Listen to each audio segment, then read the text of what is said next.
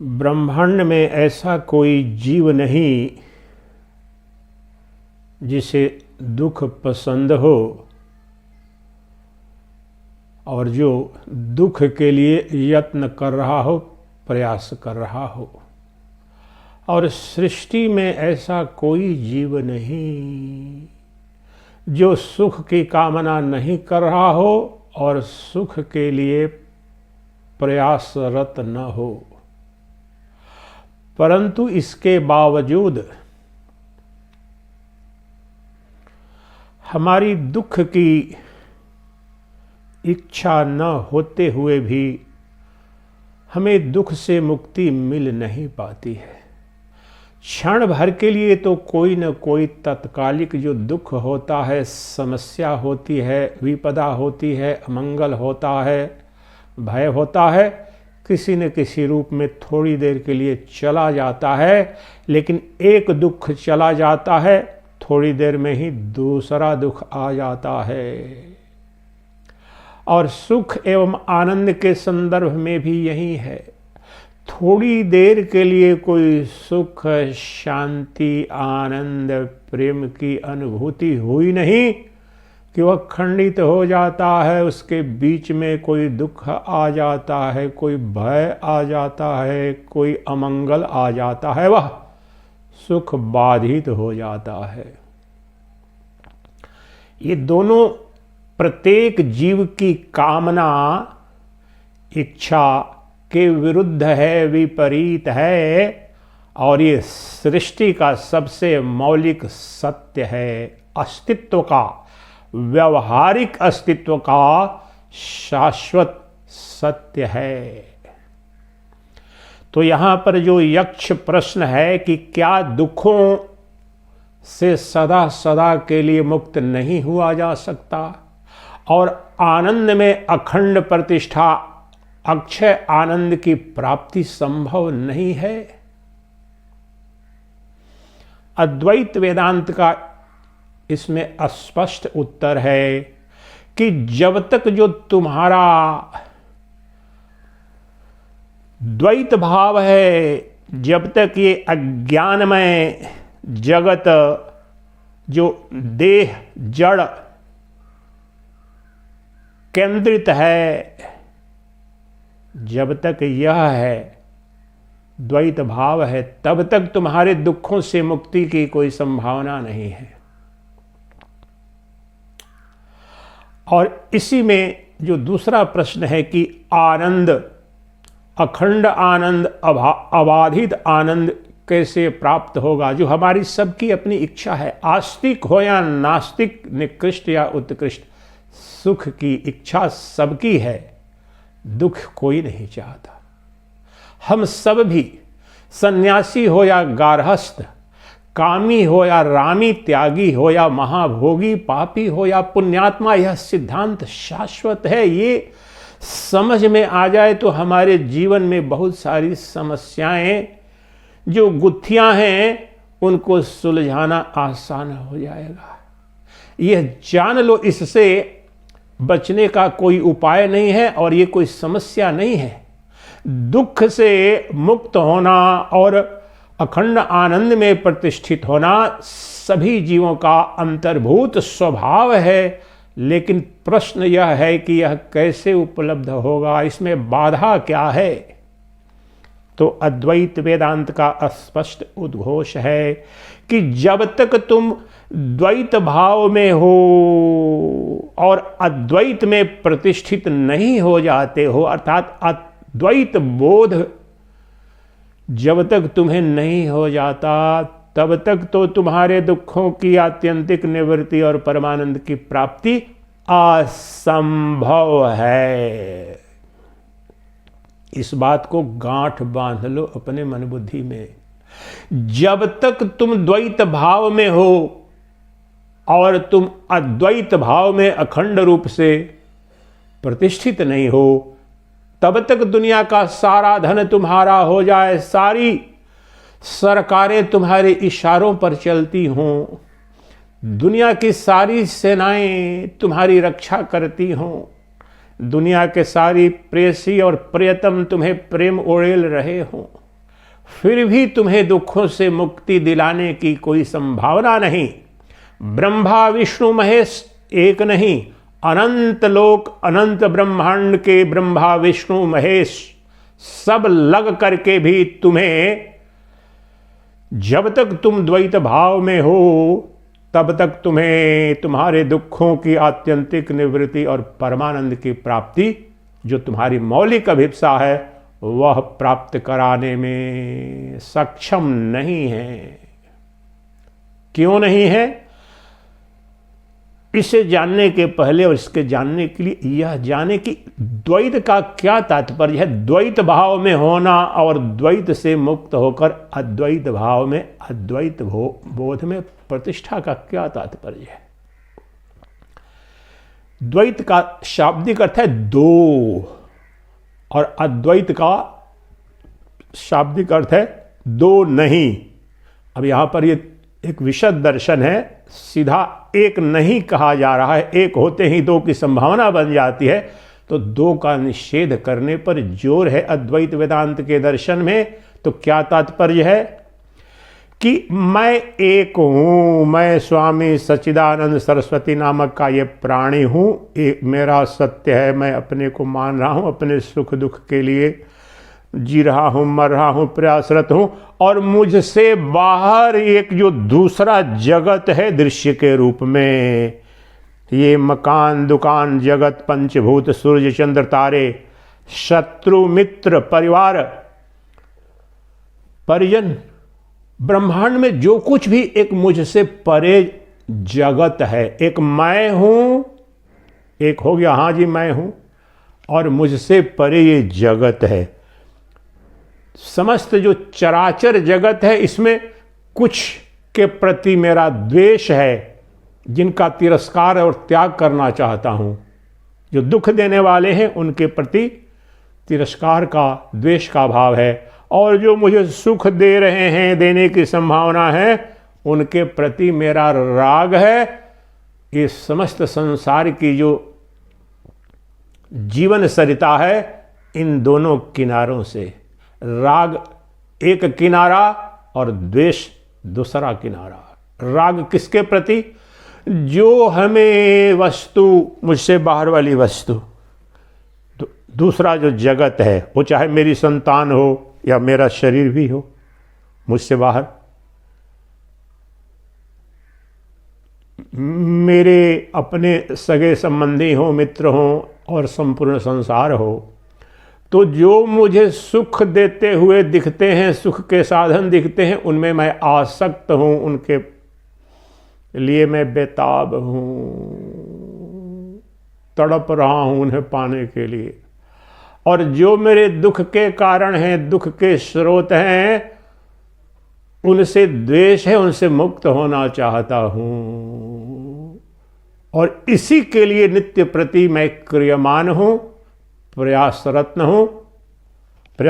हूं, वाणी से, मन से, वचन से, सबसे। दूसरा मैंने क्या किया? अपनी वृत्ति को आप देखें, बचपन से लेकर आज तक, ज्ञानी हो या अज्ञानी, महात्मा या दुरात्मा, धनवान या निर्धन, सबके सब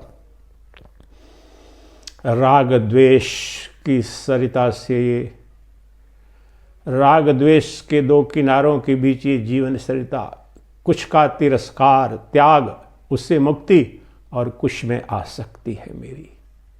तो द्वैत है यहां पर। एक तो मैं हुआ और मुझसे जो बाहर है उसमें स्वभावतः कुछ ग्राह्य और कुछ त्याज्य दिखता है प्रत्येक को, प्रत्येक शरीरधारी जो द्वैत भाव में है, महात्मा हो या दुरात्मा, सब कुछ मेरे लिए ग्राह्य है, कुछ मेरे लिए त्याज्य है। तो दो हो गया, दो में चुनाव करना है, निकृष्ट में, श्रेष्ठ में, महात्मा में, दुरात्मा में, प्रेम में, घृणा में, इनमें किसी एक का चुनाव करो। जब तक यह है तब तक यह दुखों की आत्यंतिक निवृत्ति की कोई संभावना नहीं और परमानंद की प्राप्ति असंभव है। तो क्या इससे मुक्त नहीं हुआ जा सकता, बिल्कुल मुक्त हुआ जा सकता है। उपनिषदों का अभिष्ट ही यही है, अद्वैत वेदांत का प्रयोजन ही यही है कि ये जो द्वैत भाव है कि मैं एक अलग सत्ता हूं और मुझसे परे, मुझसे बाहर, मुझसे अन्य, मुझसे भिन्न ये जो दृश्यमान जगत है, विषयी जगत है, ये मुझसे भिन्न है, मुझसे अलग है, जिसको पाने के लिए और जिसको त्यागने के लिए पहले बता चुका हूं। इस जगत समष्टि में कुछ का त्याग करने के लिए परेशान हूं मैं। जैसे दुनिया आतंकवादियों से मुक्त होना चाहती है, दुनिया में कितने संधियां अंतर्राष्ट्रीय हुई, international treaties for elimination of terrorism, crime, narco trade, इनकी निवृत्ति के लिए प्रयासरत है पूरी दुनिया, सरकारें और हम आप सब। और कैसे युद्ध की निवृत्ति के लिए भी कोशिश चलती रही है किसी न किसी रूप में, लेकिन युद्ध भी चल रहे हैं और ये सब कुछ चल रहा है और सबका प्रयास है किसी न किसी रूप में शांति रहे, सौहार्द रहे, अपराध न हो, आतंकवाद न हो, कोई किसी की हत्या न करे, कोई अन्याय न हो। तो इसकी कामना है विश्व शांति, पारिवारिक शांति, राष्ट्रीय शांति, क्षेत्रीय शांति और अशांति से मुक्ति। शांति की कामना, अशांति से मुक्ति। युद्ध विराम शांति के लिए प्रयासरत है और युद्ध से मुक्ति चाहते हैं। द्वैत है यहां पर, देखिए, सब संपन्न हो, सब स्वावलंबी हो, विपन्नता और दरिद्रता किसी को न हो। ये सच्चिदानंद संन्यास से पूर्व करीब 30-35 वर्ष भूखमरी, गरीबी और पर्यावरण के मुद्दों पर वैश्विक स्तर पर काम करता रहा। निवृत्ति के लिए पर्यावरण की जो क्षति हो रही है उसे रोका जाए, पर्यावरण संतुलन बनाया जाए। भूखमरी के शिकार जो दुनिया भर में जो लोग हो रहे हैं, गरीबी के शिकार हैं, उससे मुक्ति कैसे मिले। दिल्ली में फ्रीडम फ्रॉम हंगर कैंपेन चला, दुनिया भर से वक्ता आते थे, सच्चिदानंद उसका निमित्त बना था। तो दुख से निवृत्ति, भूखमरी से निवृत्ति, गरीबी से निवृत्ति। भारत की अभी राजनीति में सबसे बड़ा जो शब्द आता है बेरोजगारी से मुक्ति, और सबको रोजगार चाहिए, स्वाभाविक बात है, सब जगह है, अमेरिका में भी है, यूरोप में भी है। तो दो विपरीत स्थितियां हैं, मंगल की प्राप्ति और अमंगल से निवृत्ति के लिए हम सब किसी न किसी रूप में, व्यक्तिगत रूप से, सामूहिक रूप से, सामाजिक रूप से प्रयासरत हैं। लेकिन क्या हम दुखों से मुक्त हो पाते हैं? नहीं हो पाते हैं, नहीं हो पाएंगे जब तक यह द्वैत भाव है, यह अज्ञान है। द्वैत भाव का तात्पर्य है अज्ञान दृष्टि, मनोदृष्टि, जड़ दृष्टि अर्थात देह दृष्टि। 4-5 शब्द बोले तत्व एक ही है। देह दृष्टि, जड़ दृष्टि, अज्ञान दृष्टि से, और देह यहां पर विशेष रूप से सूक्ष्म देह अर्थात मन के अर्थ में है कि समस्त द्वैत इस देह को सत्य माना कि मैं एक अलग इकाई हूं, मुझसे परे ये जगत है, निश्चित रूप से सत्य है। देह की दृष्टि से इस देह को सत्य माना, देश काल वस्तु परिचिन्न इस देह को, स्थूल सूक्ष्म और कारण शरीर को सत्य मान लिया, तो इससे परे भी जगत है जो ग्राह्य और त्याज्य दो भागों में विभक्त है। इसके लिए युद्ध चल रहा है, इसके लिए प्रयास चल रहा है, व्यक्तिगत स्तर पर भी, सामूहिक स्तर पर भी। तो इसके विपरीत की दृष्टि, यह जो अज्ञान की दृष्टि है, जिसमें मैं और मुझसे भिन्न अन्य, बाहर ये अनंत जगत दिख रहा है, पंचेंद्रियों से जो ज्ञात हो रहा है, आंख से ये दृश्यमान जगत रूप सूर्य चंद्र पृथ्वी, कान से शब्द का बोध जो हो रहा है, और इसी तरह से पंचेंद्रियों के जो पंच विषय स्वरूप ये जो जगत है वो मुझसे बाहर है। उसमें से जो मेरे लिए प्रिय है उसके लिए प्रयासरत हूँ, ग्रहण करने के लिए, प्राप्त करने के लिए। जो अप्रिय है, जो मेरे दुख का कारण है, उससे मुक्ति चाहता हूँ, उसके लिए प्रयासरत हूँ।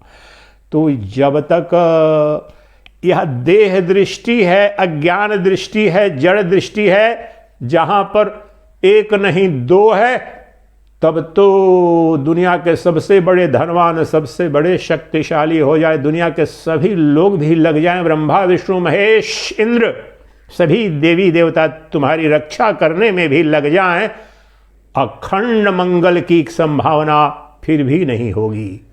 दुखों की आत्यंतिक निवृत्ति और अक्षय आनंद, अखंड आनंद की प्राप्ति संभव ही नहीं है। फिर किसी भी विधि से, किसी भी प्रकार से दुखों की आत्यंतिक निवृत्ति और परमानंद की प्राप्ति संभव नहीं है। लेकिन ये दृष्टि को बदलना होगा। बिल्कुल क्षण भर में निवृत्त हो जाएगा सब कुछ, लेकिन ये अज्ञान दृष्टि है, जड़ दृष्टि है, भ्रामक दृष्टि है, माइक दृष्टि है, ये शरीर दृष्टि है। इसके विपरीत की दृष्टि को ही कहते हैं अद्वैत दृष्टि, अद्वैत बोध, अद्वैत भाव। जहां पर एकमेव अद्वयम् ब्रह्म नेह नानास्ति किंचन। श्रुति, युक्ति और अनुभूति समत यह जब बोध हो जाता है, एकम एव अद्वयम् ब्रह्म नेह नानास्ति किंचन,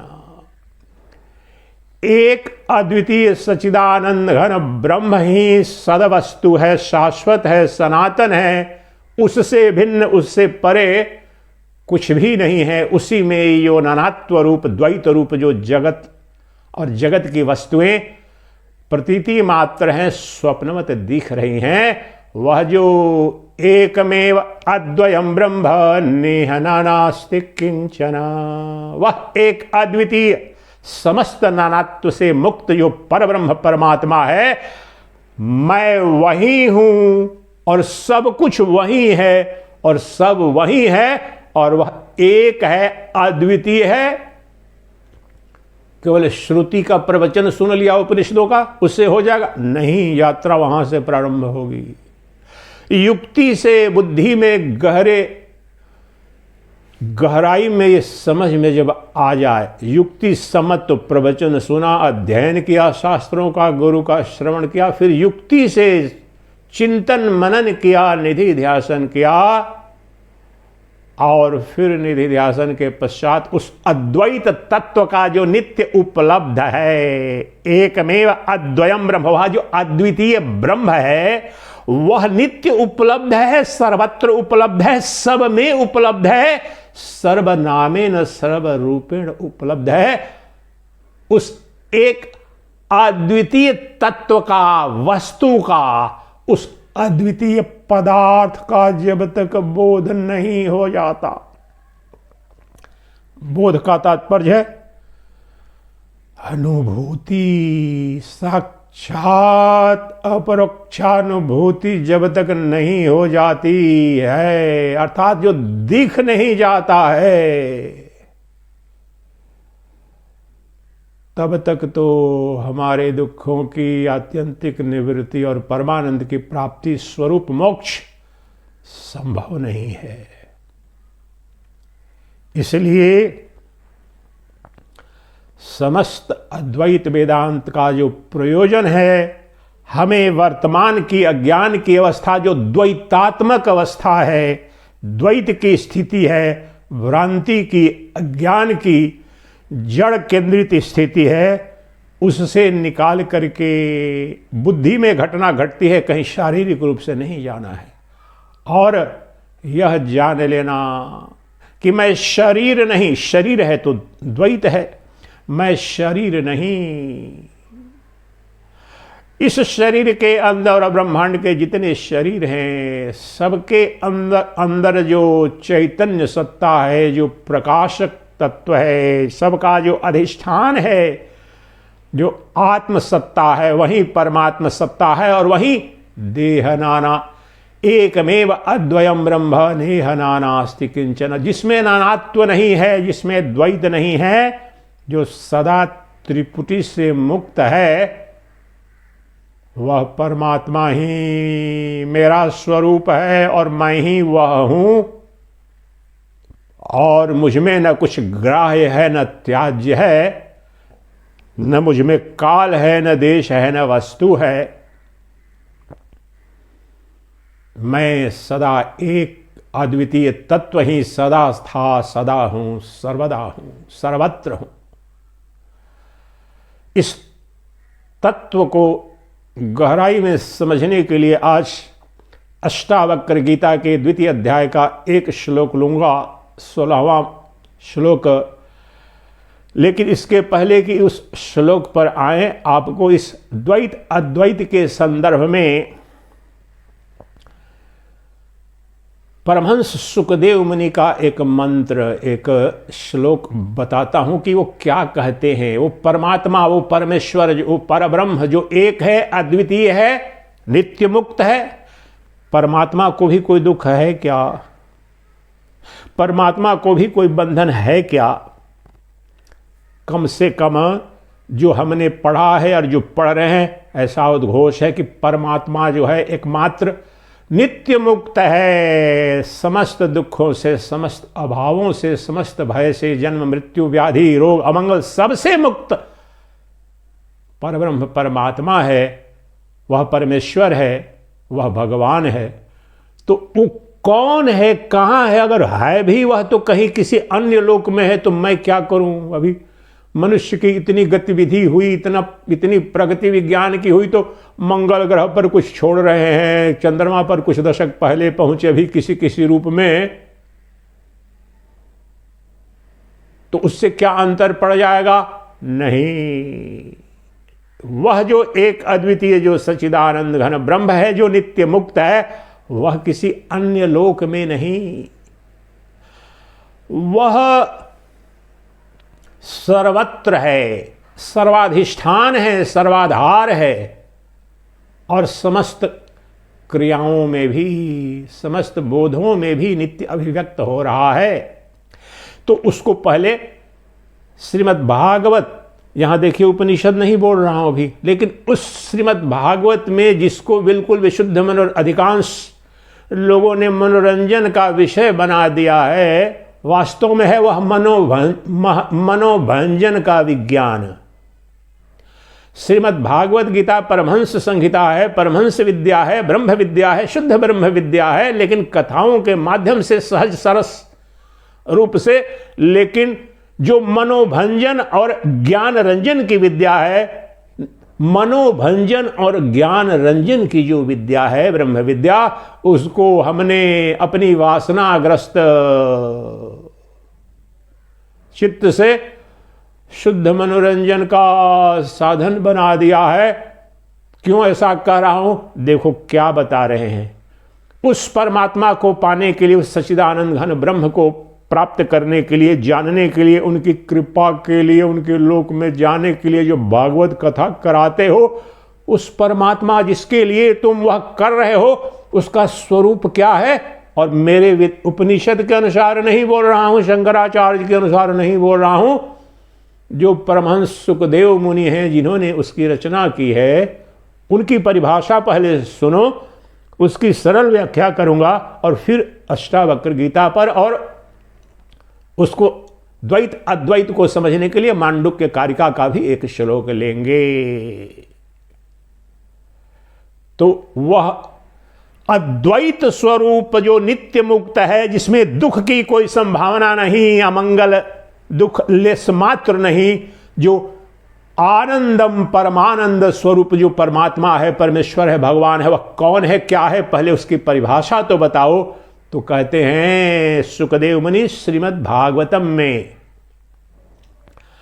वदन्ति यत्तत्त्वविदः यत्तत्त्वं ज्ञानमद्वयं ब्रह्मेति परमात्मेति भगवानेति शब्दते। ब्रह्मेति परमात्मेति भगवानेति शब्दते। भगवान, परमात्मा, परमेश्वर, ब्रह्म शब्द से जो जाना जाता है, जिस वस्तु का, जिस पदार्थ का बोध कराने का प्रयास होता है और जिसके लिए ये शब्द प्रयुक्त होते हैं, वो कौन है, क्या है? वदन्ति यत् तत्त्वविदः, तत्ववेता यानी ब्रह्मवेता, सत्यवेता जो है, ऋषि हैं, उन्होंने उद्घोष किया है। यहां इशारा है उपनिषद, श्रुति, वेद, ब्रह्मसूत्र, भगवद गीता, ये तत्ववेता है, तत्व निरूपण है इन ग्रंथों में। तो क्या कहते हैं? वह भगवान, वह परमात्मा, वह ब्रह्म कौन है, कहां है, कैसा स्वरूप है? तो कहते हैं वदन्ति तत्त्वविदः यत्तत्त्वं ज्ञानमद्वयं। कैच दिस फ्रेज, जो यत्, that which is jnanamadvayam, that which is of the nature of indivisible, non-dual, pure consciousness, that alone is, and that verily is called Brahman, Paramatman, Bhagavan. जो अद्वय ज्ञान, ध्यान शब्द, this is the catch word, अद्वय ज्ञान, non dual consciousness, इसे ही ब्रह्म कहते हैं। हिंदी जो कॉन्शियसनेस, लूजली एडजेक्टिव यहां इसलिए लगाते हैं कि इस समय भी अज्ञान की अवस्था में भी जो कुछ भी हो रहा है, क्रियाएं सब घट रही हैं, वहां पर चैतन्य तो उपलब्ध है, लेकिन अशुद्ध रूप में, त्रिपुटी में, दृष्टा, दृश्य और दर्शन, ज्ञाता, ज्ञेय और ज्ञान, ये त्रिपुटी है। ये यही द्वैत सत्ता है, द्वैत में घट रहा है। लेकिन इन सब में जो अद्वितीय ज्ञान है, जिसे ऐतरेय उपनिषद के महावाक्य प्रज्ञानम ब्रह्म के द्वारा उद्घोषित किया गया, जो प्रकृष्ट ज्ञान है, अर्थात प्रकृष्ट ज्ञान का तात्पर्य है अद्वितीय ज्ञान, अद्वय ज्ञान, जिसका स्वरूप ही, स्वभाव ही, अस्तित्व ही अद्वितीय है, जिसमें द्वैतता नहीं है, दूसरा नहीं है, जो एक ही था, एक ही है, एक ही सर्वदा रहता है, जो अद्वय ज्ञान, उसे ही अद्वितीय ब्रह्म कह लो, अद्वितीय चेतना कह लो। सर्वत्र वैदिक ग्रंथों में है, शास्त्रों में है, पुराणों में भी है, और पिछले 107 वर्षों से modern scientist, starting with max Planck, 1918 में मैक्स प्लांक को पहला जो नोबेल पुरस्कार क्वांटम मैकेनिक्स के लिए मिला, उसने यही बोला, अद्वितीय, pure consciousness is indivisible, non-dual, and consciousness, that is the max Planck ने, श्रोडिंगर ने भी कहा, अरविंद श्रोडिंगर ने कहा, अल्बर्ट आइंस्टाइन का कंटेम्पररी और दोस्त था क्वांटम मैकेनिक्स के लिए, सर्वश्रेष्ठ उसकी उपलब्धि है। डेविड वोहम 1972-73 में उसे भी नोबेल पुरस्कार मिला। इन सब का क्या कहना है? That the nature of reality is not substance, matter और ऑब्जेक्ट, बट अवेयरनेस। हिंदी में क्या है इसका? कि जिसे हम सत कहते हैं, ये दिख रहा है, ये टेबल है, कुर्सी है, मकान है, सूर्य है, चंद्र, सब्सटेंस के रूप में, मैटर के रूप में, विषय के रूप में, ये सत्य नहीं है। ये विकार है, प्रतीति है, भ्रामक है। इसका जो अधिष्ठान है वह है जो सुखदेव मुनि कह रहे हैं, ज्ञानमद्वयम, pure consciousness, non dual consciousness, वह, and that consciousness is indivisible. ये तत्व तो अल्बर्ट आइंस्टाइन ने भी स्वीकार किया कि consciousness is indivisible, it can't be divided. तो उसे ही तो हिंदी में बोलते हैं ब्रह्म, संस्कृत में सच्चिदानंद घन ब्रह्म परमात्मन भगवान। अब वह परमात्मा, वह परब्रह्म, वह जो सर्वाधार सर्वाधिष्ठान है, वह स्वभावतः अद्वैत है। अद्वैत शरीर नहीं, अद्वैत वस्तु नहीं, अद्वैत पदार्थ नहीं। पदार्थ उस अर्थ में कहना, it's not non dual matter, not non dual object, not non dual substance. ये सब शब्द ये नोबेल लॉरेट जो ये प्रयोग कर रहे हैं क्वांटम मैकेनिक्स में, जो बिल्कुल जो वेदांत के ऋषियों ने हजारों वर्षों जो पहले कर लिया था, वो at the age of cutting edge science, ये क्वांटम मैकेनिक्स को cutting edge science, frontier science, latest science की डिस्कवरी की। ये जो पदार्थ के रूप में, वस्तु के रूप में, विषय के रूप में जो जगत मुझसे भिन्न दिख रहा है, कैसे दिख रहा है?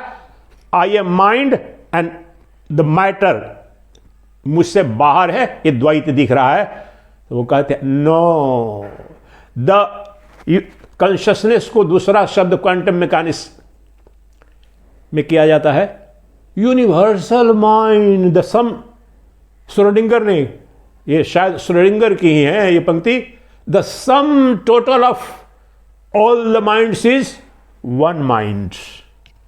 The sum total of all the minds in the universe is just one mind. और उस वन माइंड का कहने का तात्पर्य है यूनिवर्सल माइंड। और यूनिवर्सल माइंड किसको कह रहे हैं? शुद्ध चैतन्य को, जो शुकदेव मुनि कह रहे हैं ज्ञानम अद्वयम, जिसे हम भगवान कह रहे हैं, परमेश्वर कह रहे हैं, परम तत्व कह रहे हैं। अज्ञान की अवस्था में हमने भगवत्ता परमात्मा को इतना क्षुद्र कर दिया है, एक शब्द रह गया है। सोचते हैं कोई कल्पना का विषय है, किसी लोक में होगा, आराधना कर दे डर करके। अरे वो परमात्मा नित्य, सर्वत्र, सर्वव्यापी, सर्वनियंता, सर्वाधार, प्रत्येक तुम्हारी अनुभूति में क्रियमान हो रहा है, और वह एक है, अद्वितीय है। और जो क्वांटम फिजिसिस्ट को भी 3 और 2022 वाला भी नोबेल पुरस्कार उसी क्षेत्र में मिला है। तो इतने तुम्हें अद्वैत वेदांत जब तक लगता है कि और भारत और भारतीय संस्कृति सपेरों का देश है, तो कुछ भी कह जाओ। अभी भी पाश्चात्य देशों के साइंटिस्ट या विद्वान तो कोई उनमें उतनी समस्या, इस देश में ही आत्मघृणा इतनी गहरी हो गई है अपनी परंपरा, अपने ज्ञान के प्रति, कि इस देश में ही सबसे ज्यादा इसको मम्बो जम्बो मानते हैं। अधिक उनको छोड़ो ना, जो नहीं मानते हैं, हमारे धर्म में भी, हमारे धर्माचार्यों में भी, धर्म के नाम पर हमारे देश में, केवल एक पंक्ति इसके साथ समाप्त करूंगा, प्रवचन पर आऊंगा। इस शुद्ध अद्वैत वेदांत जो कि एकमात्र जो है सो मोक्ष विद्या है, ब्रह्म विद्या है, और ब्रह्म विद्या और मुक्ति सब यहीं पर करंट अकाउंट है। विश्व का कोई दर्शन अद्वैत वेदांत के अलावा नकद पेमेंट नहीं करता है। केवल अद्वैत वेदांत का उद्घोष है कि मुक्ति यहीं, क्योंकि बंधन यहीं, और मुक्ति कैसे? क्योंकि अज्ञान के कारण है। मुक्ति कहीं अन्य लोक से लाना होता, किसी अन्य के पास होता नहीं। तुम्हें भ्रम हो गया है बंधन युक्त होने का, भ्रम की निवृत्ति करनी है, तत्काल मुक्त हो जाओगे। अर्थात तुम्हारे दुखों की आत्यंतिक निवृत्ति और परमानंद की प्राप्ति तो अन्य धर्मों में भी, विश्व के अन्य धर्मों में भी, अपने अन्य दर्शनों में भी, मृत्यु के पश्चात ब्रह्मलोक में, गोलोक में, उस लोक में, इस वैकुंठ लोक में जाओगे तो अपने इष्ट के साथ रहोगे सुखपूर्वक। लेकिन एकमात्र अद्वैत वेदांत का बहुत ही स्पष्ट उद्घोष है, जिसे कहते हैं ना इंस्टेंट पेमेंट, करंट पेमेंट, नकदी कैश पेमेंट। अज्ञान की निवृत्ति करो, तत्काल तुम्हारे समस्त दुख से निवृत्ति और परमानंद की प्राप्ति यहीं इस शरीर के रहते हुए ही हो जाएगी। अपनी कामनाओं से मुक्त, अपनी वासनाओं से विनिर्मुक्त होते ही तुम्हें अपने उस परम शुद्ध चैतन्य स्वरूप का जो अद्वितीय ज्ञान स्वरूप है, वह परमात्मा है और वह तुम हो, जिससे अन्य, जिससे भिन्न, जिससे इतर कुछ है ही नहीं, उससे उसका बोध हो जाएगा। और वह बोध हो जाना ही, यह बोध उस बोध में होता है कि मुझ में तो कभी न दुख था, न जन्म था, न मृत्यु था, न कोई अभाव था, मैं तो नित्य तृप्त हूं, नित्य मुक्त हूं और मुझसे भिन्न कुछ है ही नहीं। तो किसकी कामना करूं, किसके प्रति राग, किसके प्रति द्वेष करूं? इसलिए दुखों की आत्यंतिक निवृत्ति और परमानंद की प्राप्ति का एकमात्र मार्ग है वर्तमान में अज्ञान जनित ये जो द्वैत बुद्धि है, द्वैत भाव है कि मैं अलग हूं और मुझसे अलग ये संसार है, दृश्यमान जगत है। इससे जब इसका अतिक्रमण नहीं होता और अद्वैत बुद्धि में, अद्वैत बोध में, अद्वैत भाव में जब गहरी अनुभूति के आधार पर प्रतिष्ठा नहीं होती, तब तक नहीं होता। इसे समझने के लिए चलिए एक श्लोक लेते हैं। आज अष्टावक्र गीता के द्वितीय अध्याय का 16वां श्लोक है। तो समस्त दुखों का कारण और उन दुखों के कारण का उपचार बता रहे हैं। देखो ये कितना बड़ा उद्घोष है। सृष्टि में ऐसी किसी कवि की भी कल्पना नहीं हो सकती है अन्य संस्कृतियों में। स्पष्ट कह रहे हैं कि तुम्हारे समस्त दुखों का कारण क्या है और उन दुखों से मुक्ति का उपाय क्या है। तो कहते हैं द्वैत दुःखमहो मूलम नान्यतस्यास्ति भेषजम् दृश्य में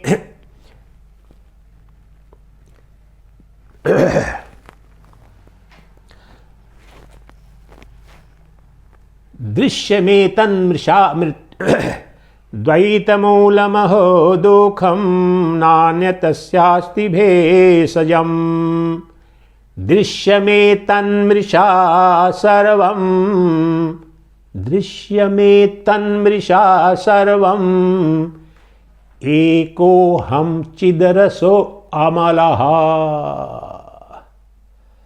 Diagnosis and prognosis of all sorrows and sufferings of yours and the world has been prescribed and given herein। एक श्लोक में समस्त तुम्हारी समस्याएं और समस्याओं का समाधान। तो कहते हैं तुम्हारे समस्त दुखों, तुम्हारे समस्त, अब दुख बड़े गहरे अर्थ में, समस्त अभाव, समस्त अमंगल, समस्त जो कुछ भी तुम्हें अप्रिय है वह दुख के रूप में।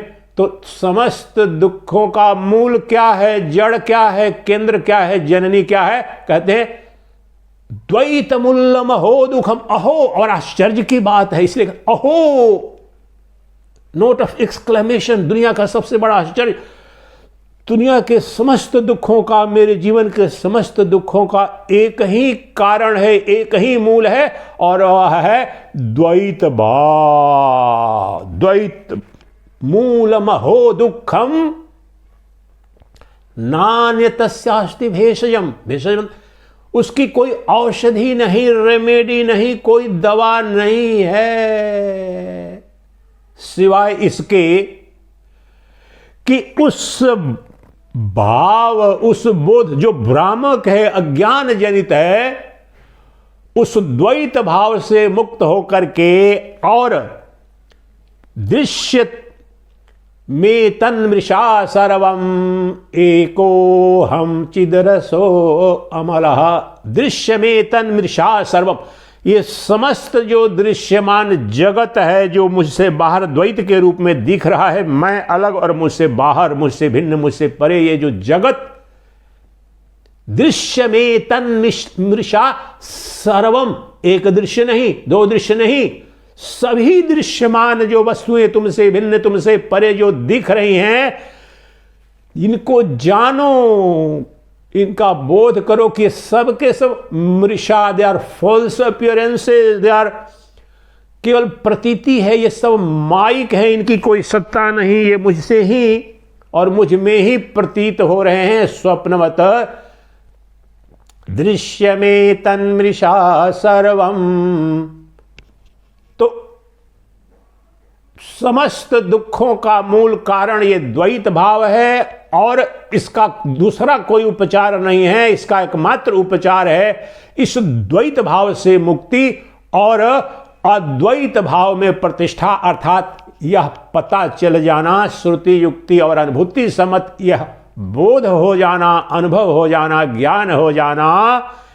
दृश्य में तन्मृषा सर्वम, मुझे मेरी पंचेंद्रियों से, मेरे मन बुद्धि से जो कुछ भी मुझसे पृथक जो दृश्य के रूप में दृश्यमान जगत दिख रहा है वह है ही नहीं, था ही नहीं। जिस प्रकार से स्वप्न में जो हाथी घोड़े महासागर पर्वत शत्रु मित्र दिखते हैं, स्वप्न टूटने पर पता चलता है वह तो स्वप्न दृश्य ही पूरा का पूरा कल्पना मात्र था। उसी प्रकार से इस जागृत अवस्था में भी अज्ञान के कारण, मन के कारण, माया के कारण ये सब के सब मुझसे भिन्न जो दिख रहे हैं, जिनमें हे बुद्धि, जिनमें कोई मेरे लिए ग्राह्य है, कोई त्याज्य है। और यही जीवन की सरिता बताया, किसी को पाने के लिए तुम भाग रहे हो और किससे पीछा छुड़ाने के लिए भाग रहे हो, और यही जीवन सरिता चल रही है।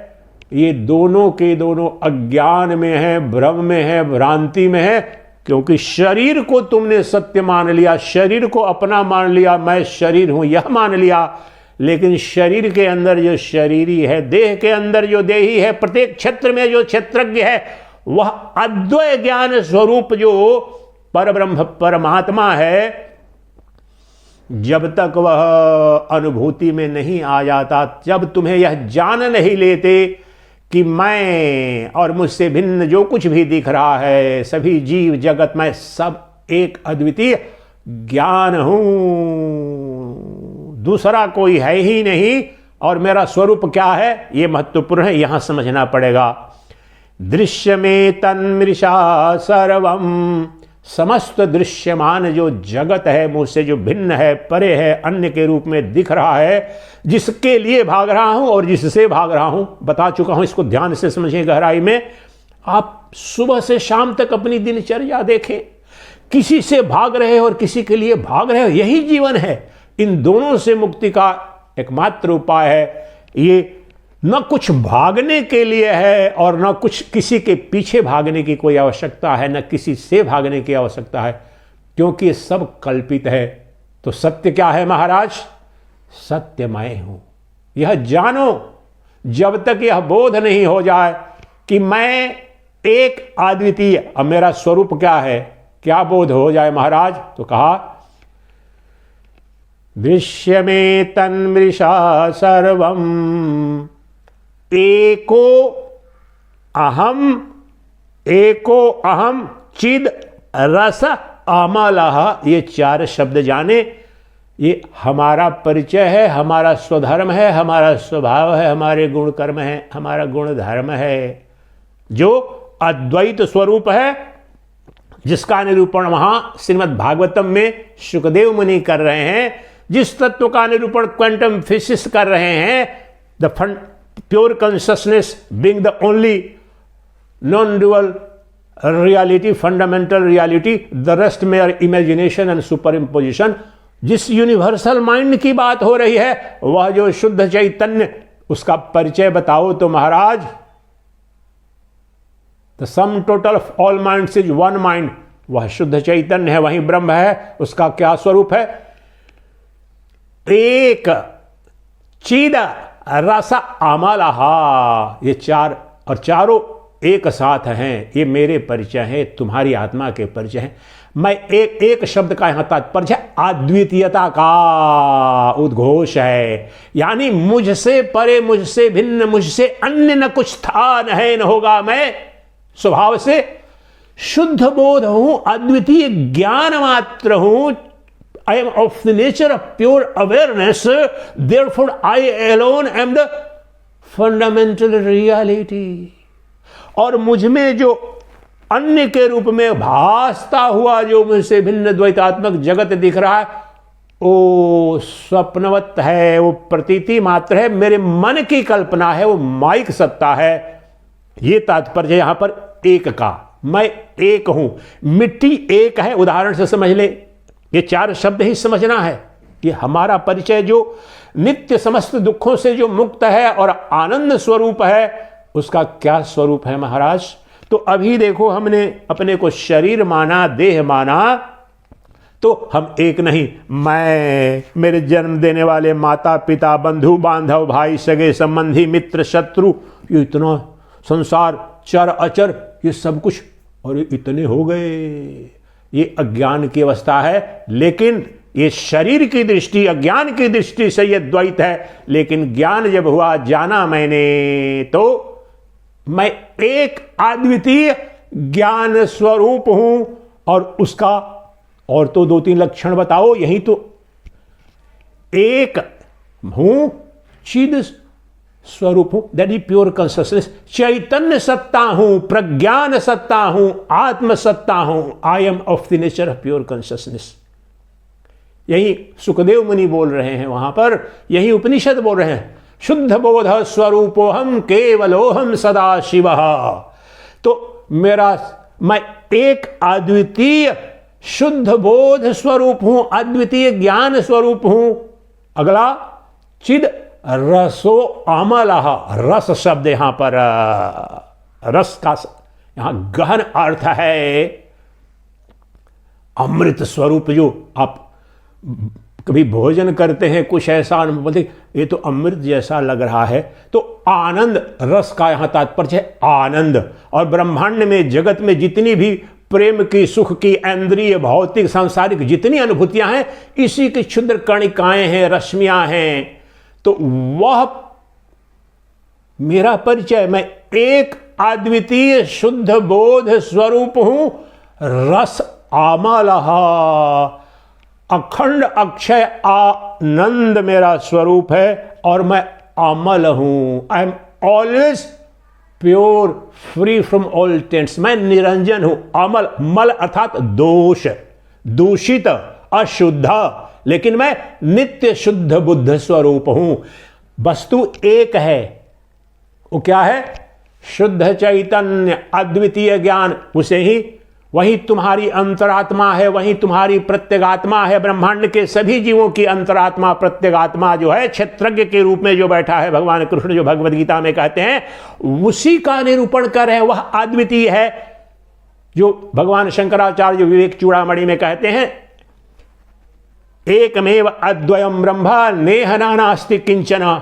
और जो भगवान सुखदेव मुनि भी कह रहे हैं भागवत, इस सब एक तत्व है। इसी का निरूपण हो रहा है। शरीर की दृष्टि से, अज्ञान की दृष्टि से, जड़ दृष्टि से ये द्वैत है। परंतु मैंने जाना, अपने स्वरूप का परिचय श्रुति, युक्ति और अनुभूति सम्मत, तो पता चला कि मुझसे भिन्न जो संपूर्ण जो दृश्यमान जगत है, वो मुझ में ही कल्पना मात्र है, स्वप्नवत। जिस प्रकार से स्वप्न में स्वप्न दृष्टा के द्वारा ही, उसके अंदर ही ये स्वप्न दृश्य दिखते हैं, उसी प्रकार से मैं एकमात्र सद वस्तु हूं और मेरा स्वरूप है। मैं एक अद्वितीय हूं, एक अद्वितीय चैतन्य सत्ता हूं, जो रसमय है, आनंदमय है। स्वभाव से ही रस कहीं पैदा नहीं करना, आनंद सुबह से शाम कर क्या रहे हो। प्रारंभ किया मैंने प्रवचन, हम सबके सब दुख की निवृत्ति और रस के लिए मर रहे हैं, रस के पीछे भाग रहे हैं, आनंद के लिए प्रयासरत हैं। तो मेरा स्वभाव ही अपने स्वभाव को, अग्नि अपने धर्म को, स्वभाव को भूलकर भीख मांगे, मुझे थोड़ा ताप दे दो, गिव मी सम हीट। सूर्य अपने स्वभाव को भूल करके अगर कहे मुझे थोड़ा प्रकाश उधार दे दो, मुझे थोड़ा जो ताप है उधार दे दो, वही सच्चिदानंद घन दिनेश तुम हो, मैं हूं, जो वह सच्चिदानंद सूर्य हूं, जो अपने ताप की जो अक्षय सत्ता है, जो प्रकाशमान सबको करता है, वह अपने स्वरूप को भूल करके भीख मांग रहा है। वह भिखारी कोई और नहीं, यह जो विवेक बुद्धि से संपन्न जो मनुष्य है वह सब जानते हुए भी उसके सामने यह विज्ञान, यह विद्या उपलब्ध है। कम से कम ये सनातन धर्म में, इस पुण्य भारत भूमि में जो उत्पन्न हुआ और यहाँ पैदा होकर के भी इस तत्व को नहीं जाना। किस तत्व को? जो एक है, अद्वितीय है, जो बोध स्वरूप है। और बोध स्वरूप जो भी है, जो अद्वितीय ज्ञान है, जिसे भगवान, जिसे परमेश्वर, जिसे ब्रह्म कह रहे हैं वहां पर भागवतम में, जिसकी प्राप्ति के लिए इतने उपक्रम करते हैं, लेकिन वह वस्तु के रूप में, तत्व के रूप में तुम्हें अनुभूति में नहीं आ रहा है, क्योंकि तुम्हारा पर्पस, उद्देश्य ही कुछ और है। वह कोई और नहीं है, वह अद्वितीय, एक अद्वितीय शुद्ध चैतन्य वस्तु, पदार्थ, तत्व जो भगवान है, परमात्मा है, परमेश्वर है, ब्रह्म है, वो यही सभी जीवों की अंतरात्मा के रूप में उपलब्ध है। और रसो आमलः, ये चारों एक के ही गुण हैं, अलग अलग नहीं है। सत चित आनंद भी तीन नहीं है। जो शुद्ध चैतन्य अखंड अखंड अद्वितीय प्रज्ञान है, ज्ञान है, चेतना है, वह सदा स्वभाव से ही आनंदमय है और उसी की सत्ता है, सत्य जिसे कहा जा रहा है। अब वहां पर जो एक अंतिम शब्द आमलः कहा, वहां पर it is always of the nature of pure,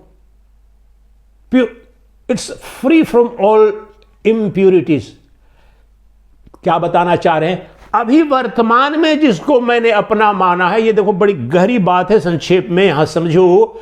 हमने जिसको अपना माना, कौन है? ये मेरा शरीर, मेरे माता पिता का शरीर, मेरे बंधु बांधव का शरीर, जितने शरीर हैं ये विकार युक्त हैं, दोष युक्त हैं। शुद्ध एक क्षण में, देखो इसको ब्लेड लगाऊं, एक क्षण में नष्ट हो जाएगा। ये शरीर देखो जिसके प्रति अहंकार है सब कुछ। और दुनिया का शरीर, एक 1946 में एक नागासाकी में, हिरोशिमा में एक बम फोड़ दिया, क्या हुआ? प्रतिपल इतने लोग मर रहे हैं, इतनी दुर्घटनाएं हो रही हैं, बस गिर गई, ट्रेन एक्सीडेंट हो गया, प्लेन एक्सीडेंट। ये देखो जिसके प्रति अहंकार है सब कुछ।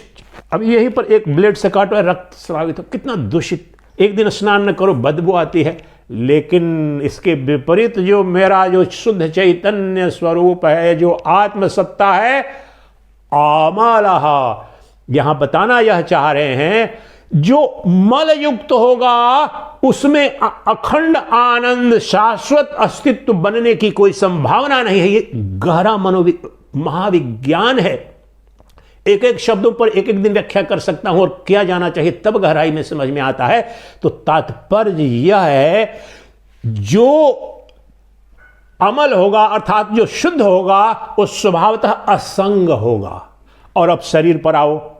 अभी वर्तमान में जो द्वैत की जो स्थिति है, शरीर को अपना माना, तो ये संग दोष से युक्त है। अभी देखो पसीना होने लगा, अभी यहां पर भी, अभी मेरे सब कपड़े उपड़े निकाल के ऐसे बैठा हूं, पसीना होने, बदबू आएगी। दोष युक्त, संग दोष, ताप के संग से पसीना निकल रहा है। अभी एक दो हफ्ते में ठंडक हो जाएगी, दोष छिछुरन होगी। संग दोष, संग, किसी अस्त्र शस्त्र का, विष का स्पर्श हो जाए, जल जाएगा, मर जाएगा क्षण भर में।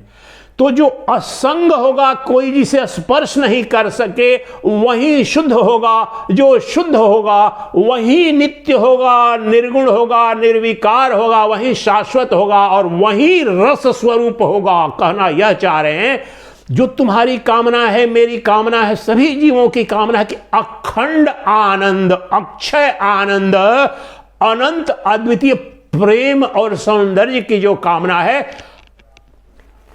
जो अशुद्ध है, संग दोष से युक्त है, जो जड़ है, उसमें संभव नहीं है, वह जन्म मृत्यु को प्राप्त हो रहा है। लेकिन प्रत्येक शरीर के अंदर जो जीवात्मा है, प्रत्यगात्मा है, वह एक अद्वितीय है। ब्रह्मांड में सर्वत्र जितने शरीर हैं, उन सब के अंदर जो प्रत्यगात्मा है वो एक ही है और वह शुद्ध बोध स्वरूप है, अद्वितीय ज्ञान स्वरूप है, वह रसमय है, आनंदमय है। इसीलिए नित्य तृप्त, एकमात्र परम तृप्ति जो मिलती है हमारे समस्त कामनाओं वासनाओं की से मुक्ति, अर्थात हम परम तृप्त हो जाते हैं। कृतकृत्य जिसे कहा जाता है, अर्थात न कुछ करने को बचा न कुछ न करने को, समस्त निषेध और सबसे मुक्त होकर के सदा जो स्वभावतः आनंदमय है वह मैं ही हूं। एक अद्वितीय शुद्ध चैतन्य रसमय अमल, शुद्ध हूं, निरंजन हूं, मुझ में मल दोष है ही नहीं।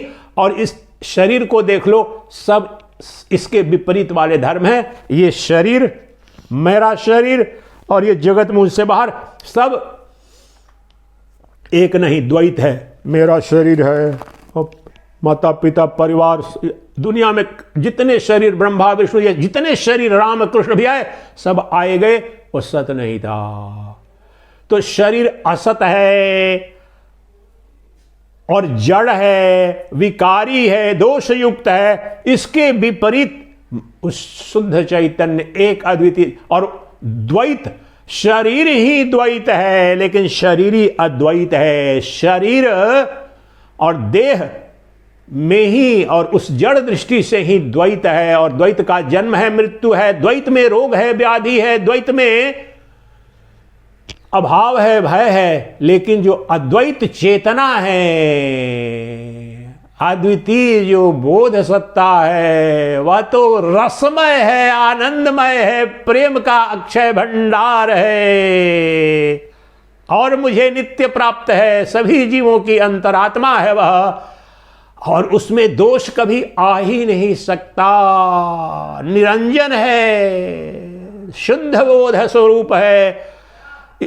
ये जो जड़ सत्ता है, देह है, उसमें विकार है, दोष है। इसलिए जो एक अद्वितीय जो सच्चिदानंद घन ब्रह्म है, वह अद्वितीय वस्तु ही मेरा स्वरूप है, वह अद्वितीय सत्ता ही मैं हूं। जब तक यह बोध नहीं हो जाता और जब तक यह द्वैत भाव रहता है, और समस्त द्वैत भाव मन के द्वारा प्रक्षेपित है। ये द्वैत वास्तव में न कभी था, न है, न होगा। मन के द्वारा मनोदृश्यम इदम सर्वम यत् किंचित सचराचरम मनसो उन्मनी भावा द्वैतम नैवोपलभ्यते। मांडुक्य कारिका अद्वैत प्रकरण का 30वां मंत्र है। ये शाश्वत सनातन जो सत्य है, जो वस्तु है, वह अद्वितीय है, अद्वैत है। तो द्वैत कहां से? तुम्हारे मन की कल्पना है, तुम्हारे मन का प्रक्षेपण है। जब मन सक्रिय होता है तो द्वैत जगत दिखता है। मन से परे जो उन्मनी अवस्था है, और उन्मनी अवस्था गहन निद्रा में या समाधि की स्थिति हो या परम शांति की स्थिति हो, मन वहां पर कोई द्वैत अनुभव नहीं होता, केवल मैं ही मैं होता है, वह एक अद्वितीय ही होता है। इसलिए समस्त द्वैत तुम्हारे मन के द्वारा प्रक्षेपित है, कल्पित है, स्वप्निल है। लेकिन जिसमें यह कल्पित है मन, और जिससे यह उत्पन्न हुआ है, वह तो एक अद्वितीय शुद्ध चैतन्य सत्ता मैं हूं, वह अद्वितीय ब्रह्म मैं हूं। इसलिए जो शुकदेव मुनि ने श्रीमद् भागवतम में कहा, वह एक अद्वितीय जो परमेश्वर परमात्मा पर ब्रह्म जो भगवान है, जो एकमात्र सदवस्तु है, बाकी सब कुछ उसमें कल्पना है, ये सब मन की कल्पना है। मैं वही सच्चिदानंद घन ब्रह्म हूं, मैं नित्य मुक्त हूं, मुझ में कोई रोग नहीं, विकार नहीं, जन्म नहीं, मृत्यु नहीं। मैं कृत्य हूं, मैं रसमय हूं, आनंद का अक्षय भंडार हूं। दुख का, भय का लेश मात्र भी मुझ में नहीं है, न भूतो न भविष्यति। मैं सदा मुक्त हूं, सदा मुक्त हूं, सदा मुक्त हूं, क्योंकि चिदानंद रूप शिवोहम शिवोहम, चिदानंद रूप शिवोहम शिवोहम।